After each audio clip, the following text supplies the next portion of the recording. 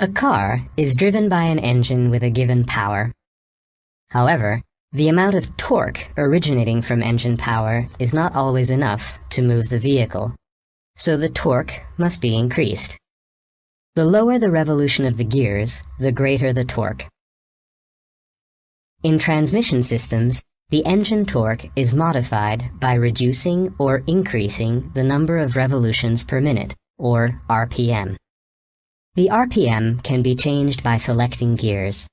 The smaller the gear that drives a bigger one, the smaller the rotational speed of the bigger gear, and thus the greater the torque. To enable the engine to move the gears, a connection has to be established between them, which can be disengaged if needed. This is the job of the clutch.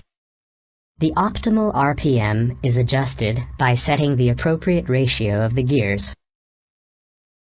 With the clutch pedal released, the engine drives the input shaft and thus the wheels. With the clutch pedal pressed down, the crankshaft revolves without driving the transmission and the wheels. This enables us to shift gears. To avoid grinding and weary shifting, gears need to be synchronized, which means meshing gears rotating at the same speed. A synchronizer ring makes that possible. With a clinging surface and sloping edges, the ring equalizes the rotational speed of a pair of gears and engages them, making the gear change noiseless and smooth. In synchronized transmission systems, all the gears are constantly in mesh. While the gears on the lay shaft are in a fixed position, the gears on the spline shaft rotate on their own bearings. Shifting between gears occurs by fixing the current gear to the spline shaft, so the drive goes through the pair of gears. To get the vehicle moving, we shift into first gear. The linkage, with the help of the sleeve attached to it, fixes the first gear on the spline shaft. The drive through the input shaft goes from the smallest gear on the lay shaft to the largest gear on the spline shaft.